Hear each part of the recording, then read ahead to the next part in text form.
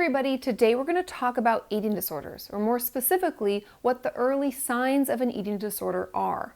There have been many online conversations about disordered eating versus eating disorders and questions about whether or not we're sick enough to get help and just so many other things like this. And that's why I thought it could be helpful to go over some of what I consider to be the most common early signs of an eating disorder.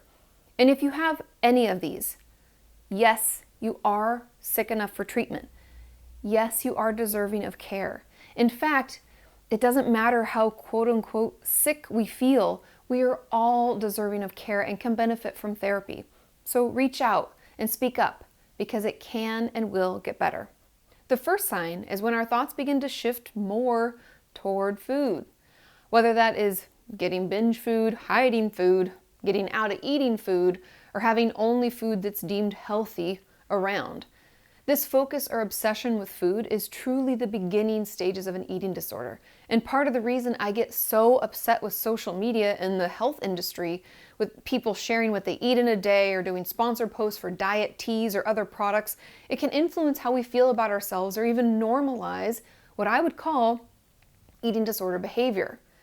And this quote-unquote health industry makes billions every year by trying to tell us that the way we look isn't okay. And in order to be attractive or successful, we have to buy their diet products or join their fitness regimen. It's all garbage, and it can push us down the path to obsession with calories, exercise, or get us caught up in the restrict binge cycle. Now, our thoughts can also be focused on the compensatory behaviors like needing to exercise to earn or make up for the food that we ate. Even if we don't act on it, we may start to have thoughts of purging or other ways of getting rid of the food. If we feel like a lot of our brain space is being filled up with thoughts like this, it's time to reach out and get some professional support. The second sign is when we find ourselves using food as a way to reward or punish ourselves. Now, I know many of us, we may reward ourselves with a dessert or other treat after a long day or something like that. But when this starts to be the only way that we will give ourselves permission to eat certain things, then it becomes an issue. Kind of tying this into the first sign and having to earn certain food, we should feel free to eat something we crave when we crave it and not have any other thoughts about it. On the more binge-focused side, we may allow ourselves to have this treat and then suddenly feel completely out of control with it. And it can feel impossible to only eat until we're satiated. And instead, we end up eating too much, possibly feeling sick or uncomfortable as a result.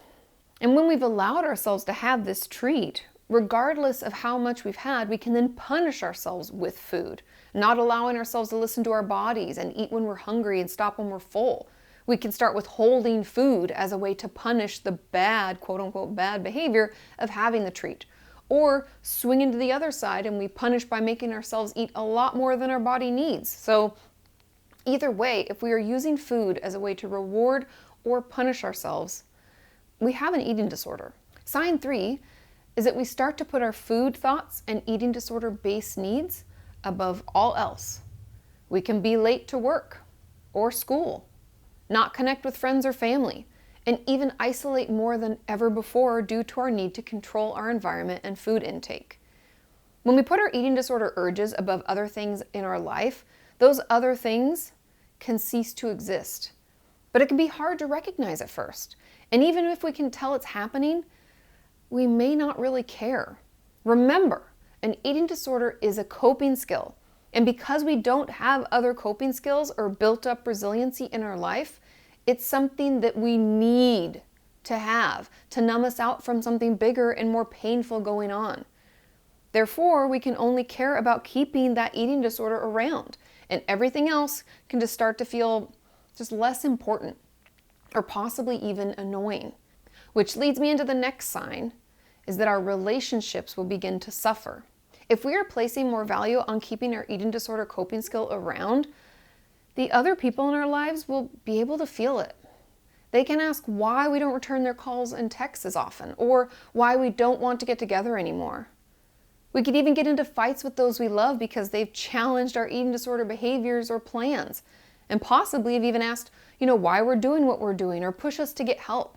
while they can have the best of intentions, it can end up pushing us away because we aren't at a place where we're able to admit that we're sick and therefore be able to hear what they're saying. And the next sign is engaging in secret behavior. When we begin to engage in eating disorder-based actions, we can innately know that what we're doing is odd or wouldn't be accepted. Therefore, we can want to hide it from our family and friends. We can prefer to eat alone because we don't want anyone seeing how we have to do it or how much we eat or what we have to do after we eat. There can be these rituals that we create around avoiding, procuring, and getting rid of food, and we can become very upset if anyone tries to get in the way of any of those routines or rituals, which pushes us to do a lot of things in secret, behind locked doors and out of earshot. It's because of those behaviors that many of my patients have told me that they waited so long to ask for help. Engaging in these things can cause a lot of guilt and shame. Coming clean about what's going on and what we have done can be terribly difficult and embarrassing. Although, I will be honest, it's vitally important to our recovery. And the final early sign that I want to address is that even if we don't like or want to do the things that our eating disorder voice tells us to do, we feel compelled to do it. In other words, we can't stop using food as a coping skill, no matter how obvious it is to us and those around us that it's not healthy or good. Eating disorders are mental illnesses. It's not something we choose to do or something that's done for vanity.